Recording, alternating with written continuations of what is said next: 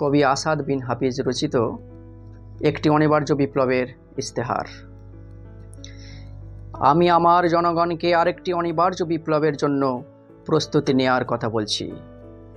দেয়ালে পিঠ ঠেকে গেলে যেভাবে রুখে দাঁড়ায় আক্রান্ত দুর্বল বিধ্বস্ত জাহাজ যাত্রীরা আঁকড়ে ধরে ভাসমান পাটাতন, তেমনই একাগ্রতা নিয়ে আমি আপনাদের আসন্ন বিপ্লবের জন্য প্রস্তুতি নেওয়ার কথা বলছি। বিপ্লব মানে যুদ্ধ, বিপ্লব মানে তিল তিল বাঁচতে শেখা, বিপ্লব মানে ভাসমান রক্তপদ্ম প্রস্ফুটিত কৃষ্ণচূড়া, বিপ্লব মানে জীবন, বিপ্লব মানে জীবনের জন্য আমরণ লড়াই। আমি আপনাদেরকে আরেকটি অনিবার্য বিপ্লবের জন্য প্রস্তুতি নেওয়ার কথা বলছি, যে বিপ্লবে প্রতিটি নাগরিকের জীবন হয় এক একজন যোদ্ধার জীবন, প্রাপ্তবয়স্ক প্রতিটি মানুষ হয় এক একজন আমূল বিপ্লবী, প্রতিটি যুবক নারীর বাহুর পরিবর্তে স্বপ্ন দেখে উত্তপ্ত মেশিন গানের, আর রমণীরা সুগন্ধি রুমালের পরিবর্তে পুরুষের হাতে তুলে দেয় বুলেট গ্রেনেড। আমি আমার জনগণকে অনিবার্য সেই বিপ্লবের জন্য প্রস্তুতি নেওয়ার কথা বলছি। বিপ্লব মানে যুদ্ধ, বিপ্লব মানে সংগ্রাম সংঘাত, বিপ্লব মানে শিরায় শিরায় উদ্দাম ঝড়, ঝোড়ো হাওয়া, টর্নেডো, সাইক্লোন। বিপ্লব মানে কল্লোলিত সমুদ্রের শোঁ শোঁ অশান্ত গর্জন, বিপ্লব মানে আশা, সফলতা, বিজয়ের অমোঘ পুষ্পমাল্য। আমি আমার জনগণকে আরেকটি অনিবার্য বিপ্লবের জন্য প্রস্তুতি নেওয়ার কথা বলছি, যে বিপ্লব সাধিত হলে মানুষের শরীর থেকে খসে পড়ে শয়তানের লেবাস, জল্লাদের অশান্ত চিত্তে জন্ম নেয় বস্রায়ী গোলাপ, অর্ধ পৃথিবীর দুর্দান্ত শাসক কেঁপে ওঠে ফুরাত কুলের কোনো অনাহারী কুকুরের আহার্য চিন্তায়। যে বিপ্লব সাধিত হলে কন্যা হন্তারক অভাবে পিতাদের জন্য পরওয়ারদিগার খুলে দেন রহমতের সব কটি বদ্ধ দুয়ার। তখন কোনো অভাব আর অভাব থাকে না, উদ্বৃত্ত সম্পদ প্রদানের জন্য পাওয়া যায় না কোনো ক্ষুধাতুর বনি আদম। অন্ধকার যত ঘনীভূত হয় ততই উজ্জ্বল হয় বিপ্লবের সম্ভাবনা। একটি কৃষ্ণ অন্ধকার মানেই সামনে অপেক্ষমান একটি প্রস্ফুটিত সূর্যোদয়, একটি আরক্ত সন্ধ্যা মানেই বেগমান বর্রাক চেপে ধেয়ে আসছে কোনো কুসুম সকাল, একটি কৃষ্ণ মধ্যরাত মানেই তার উল্টো পিঠে বসে আছে কোনো মৌমাছির দুপুর, একটি মিথ্যা মানেই তাকে ধাওয়া করছে কোনো দ্রুতগামী সত্রাস্ত্র, একটি অবাধ্য সমাজ মানেই সামনে নুহের প্লাবন, অনাগত ধ্বংস, আর একটি নতুন সভ্যতার আমূল উদ্বোধন। আমি আপনাদেরকে সেই অনিবার্য বিপ্লবের জন্য প্রস্তুতি নেওয়ার কথা বলছি।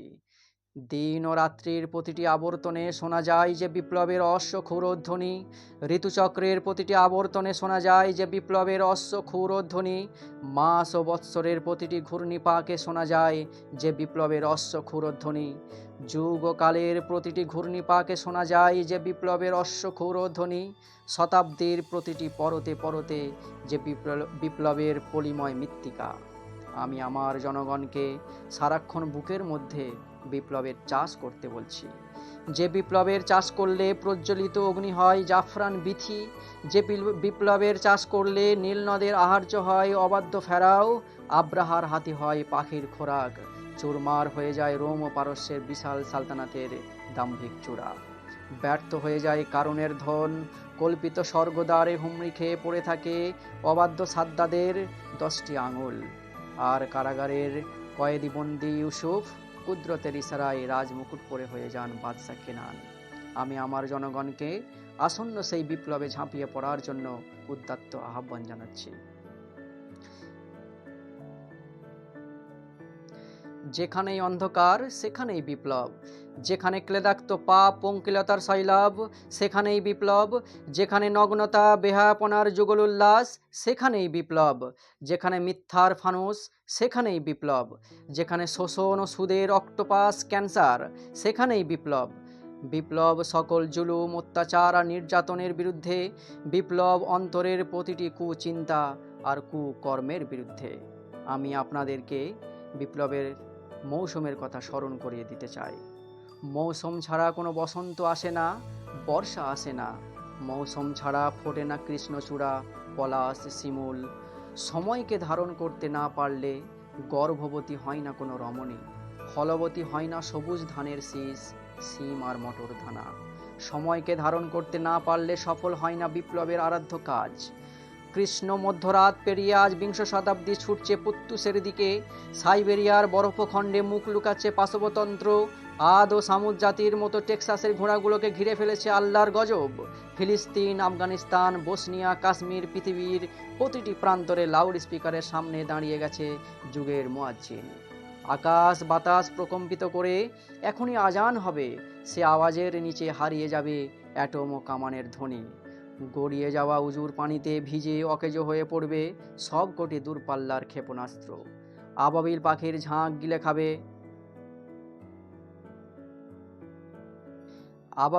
ঝাঁক গিলে খাবে আকাশ ফড়িং। রাজহাঁসগুলো শামুকের পরিবর্তে গিলে খাবে জীবন্ত টর্পেডো।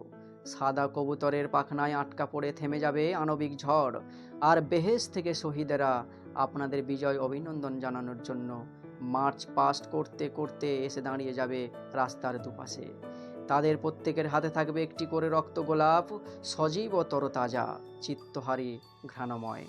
আমি আপনাদের সেই আনন্দিত অনিবার্য বিপ্লবের পতাকা উত্তোলনের জন্য উদাত্ত আহ্বান জানাচ্ছি।